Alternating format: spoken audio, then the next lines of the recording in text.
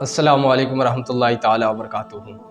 اگر شوہر مہر کے ادا کیے بغیر فوت ہو جائے، انتقال ہو جائے تو اس کے لیے کیا حکم ہے؟ شادی کے بعد وہ جو ہے مہر ادا نہیں کیا تھا، اس سے پہلے جو ہے وہ انتقال کر گیا تو اس کے لیے کیا حکم ہے امام اعظم ابو حنیفہ کے نزدیک؟ مہر نکاح کے وقت شوہر کے ذمے ایک واجب قرض بن جاتا ہے، اور یہ ایسا حق ہے جو شریعت نے بیوی کو دیا ہے، شریعت نے عورت کو دیا ہے، جیسے کسی دوسرے شخص کا قرض ہوتا ہے۔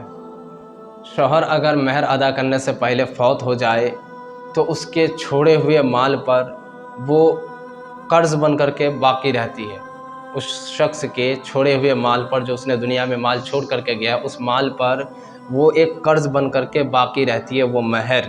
اور شریعت کا یہ اصول ہے کہ سب سے پہلے جو ہے اس شخص کے مال سے اس کے کفن دفن کے اخراجات، اس کے کفن دفن کی خرچ کی جائے۔ کفن دفن کرنے کے بعد جو ہے دوسروں سے جو انہوں نے قرض لیا ہو اس کی ادائیگی کی جائے، اور مہر بھی ایک قرض ہے تو اس کو بھی ادا کی جائے گی۔ اس کے بعد اگر کسی نے وصیت کی ہو تو اس وصیت کو پوری کی جائے گی، اور اس کے بعد جو ہے اس کے مال بچیں گے وہ اس کی وارثوں میں جو ہے تقسیم کی جائے گی۔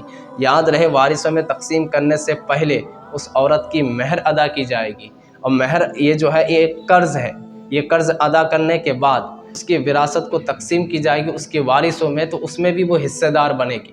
اگر اس کا کوئی اولاد نہیں ہے تو وہ عورت جو ہے، وہ عورت کے لیے جو ہے اس کی بیوی کے لیے چوتھا حصہ ہوگا، اور اگر اس کے اولاد ہیں، بیٹا بیٹی ان کے اگر اولاد ہیں تو وہ اس کی بیوی جو ہے، وہ عورت جو ہے 8واں حصہ کا حقدار بنے گی۔ یہ مسئلہ جو ہے بڑی گہرائی سے سمجھنے والی ہے، بڑی پیچیدگی مسئلہ ہے، اس لیے اس کو جو ہے غور سے سنیں اور صحیح طریقے سے سمجھنے کی کوشش کریں۔